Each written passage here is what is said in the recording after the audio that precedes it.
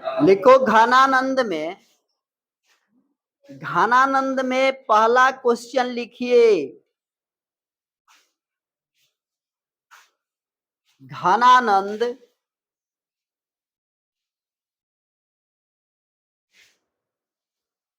किस काल के कवि थे?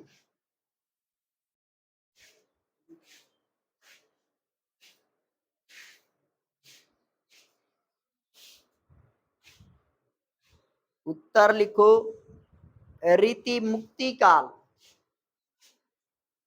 रीति मुक्ति काल। प्रश्न अगला, घनानंद का जन्म कब हुआ? घनानंद के जन्म कब हुआ? उत्तर होगा 1689 ईस्वी।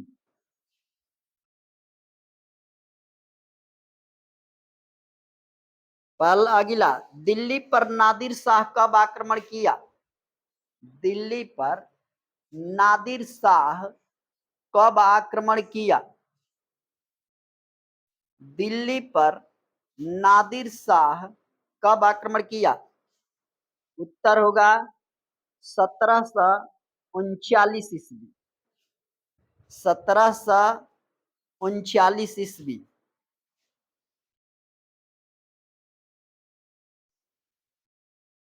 प्रश्न अगला, सुजान सागर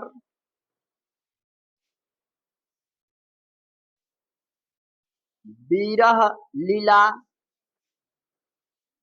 लीला रसकेली बली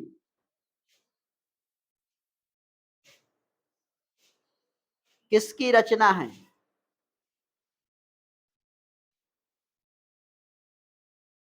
उत्तर है घनानंद।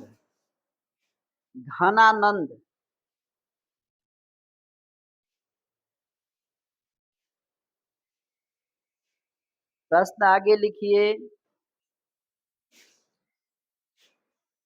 कवि प्रेम मार्ग को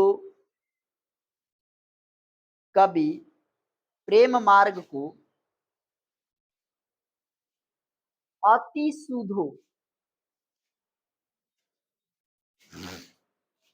सुधो क्यों कहता है?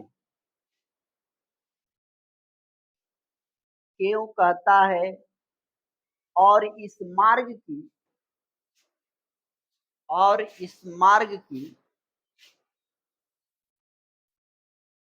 विशेषता क्या है?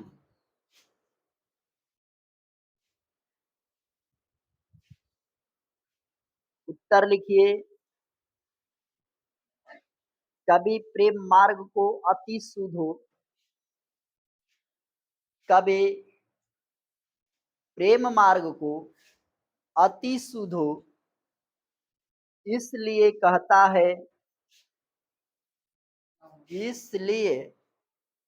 है यह मार्ग अति सहज सरल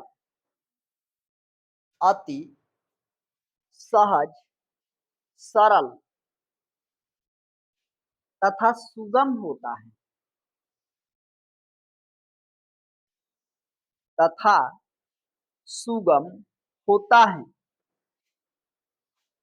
इसमें टेढ़ापन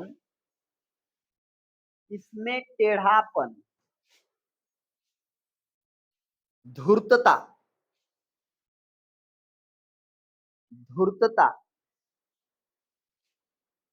का लेस मात्र नहीं है।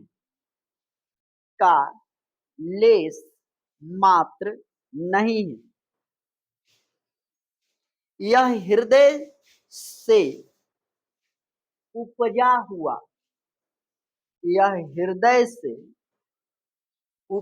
हुआ भाव प्रधान होता है।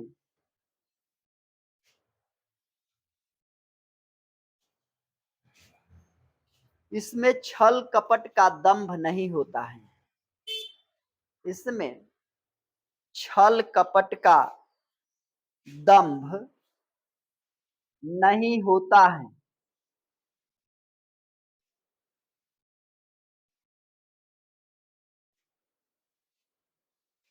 पैराग्राफ छोड़ के, यानी जिस लाइन पर लिखता है उसी लाइन को सिर्फ छोड़ो।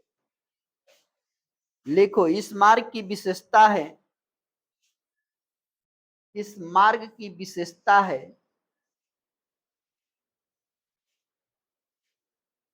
इस मार्ग पर चलने वालों को, इस मार्ग पर चलने वालों को अलौकिक सुख का बोध कराता है। अलौकिक सुख का बोध कराता है। अलौकिक सुख का बोध कराता है तथा पूर्ण समर्पण का, तथा पूर्ण समर्पण का भाव होता है।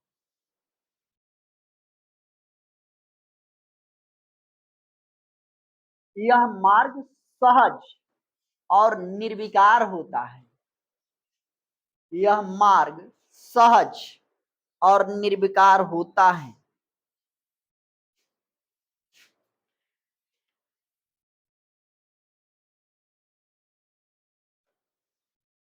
प्रश्न आगे हैं। मन लेहु पैदेहु छटाक नहीं। मन लेहु पैदेहु छटाक नहीं। मन लेहु पैदेहु छटाक नहीं से कवि का क्या अभिप्राय है? से कवि का क्या अभिप्राय है?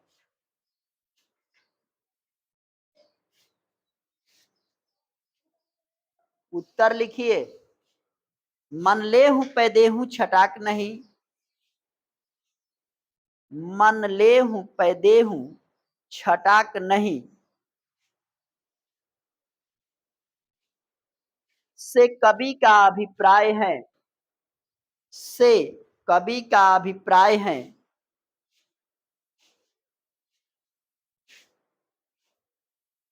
प्रेमी सच्चे दिल से,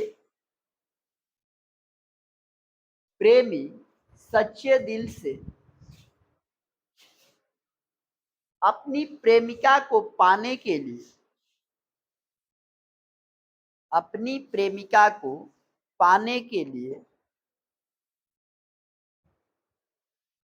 सब कुछ न्यौछावर कर देता है।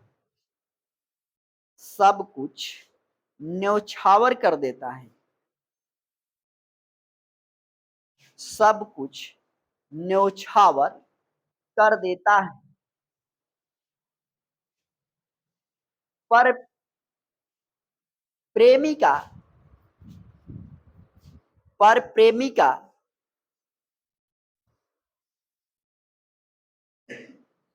अपनी कोई प्रतिक्रिया ही नहीं देती है। अपनी कोई प्रतिक्रिया ही नहीं देती है।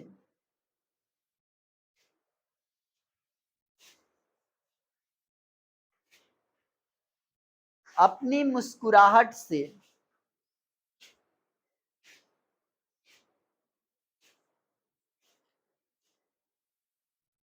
प्रेमी को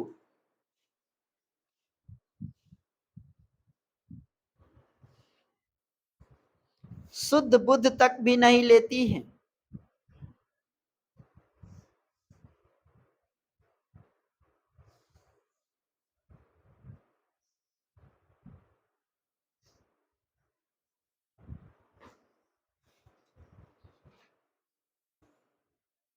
मन लेहु पैदेहु छटाक नहीं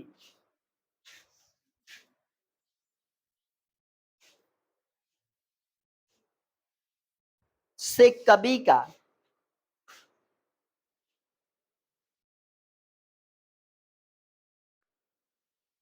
यह अभिप्राय है।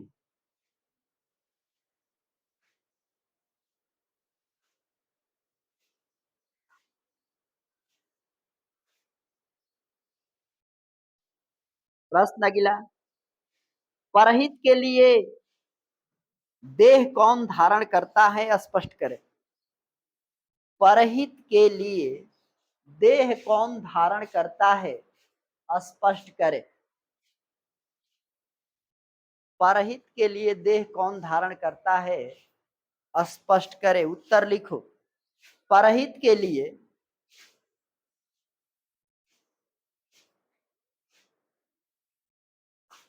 परोपकारी,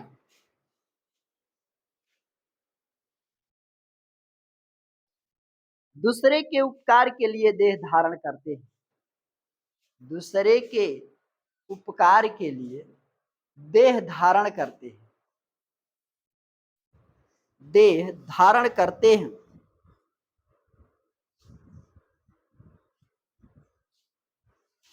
क्योंकि इसमें उनका स्वार्थ नहीं है। क्योंकि इसमें उनका स्वार्थ नहीं है। क्योंकि इसमें उनका स्वार्थ नहीं है। परोपकारी की तुलना, परोपकारी की तुलना कवि ने बादलों से किया है।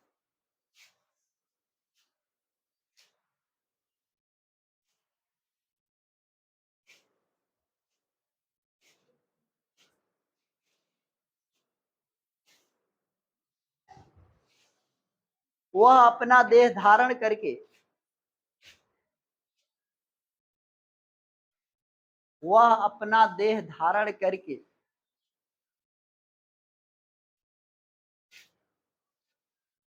जैसे संसार को तृप्त कर देता है, जैसे संसार को तृप्त कर देता है, जैसे संसार को तृप्त कर देता है, सूखी धरती को रसीला बना देता है। सूखी धरती को रसीला बना देता है।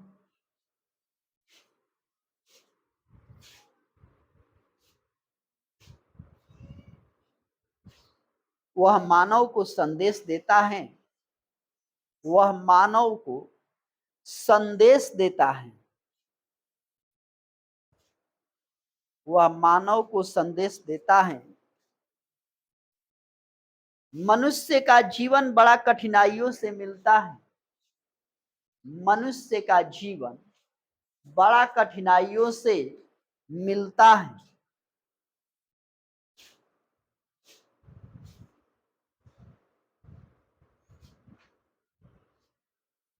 इसलिए परोपकार करना चाहिए। इसलिए परोपकार करना चाहिए।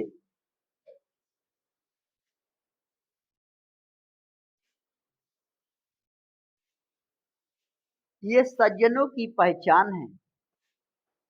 ये सज्जनों की पहचान है।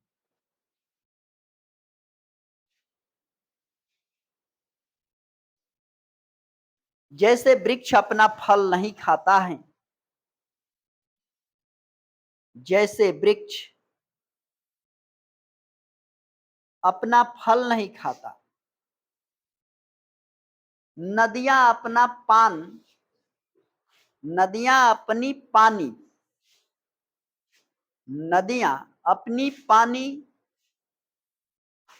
स्वयं पान नहीं करती हैं, स्वयं पान नहीं करती हैं।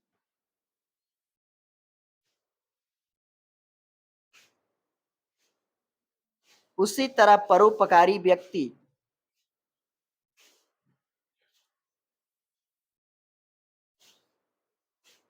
दूसरों का उपकार करने के लिए ही जन्म लेता है। दूसरों का उपकार करने के लिए ही जन्म लेता है।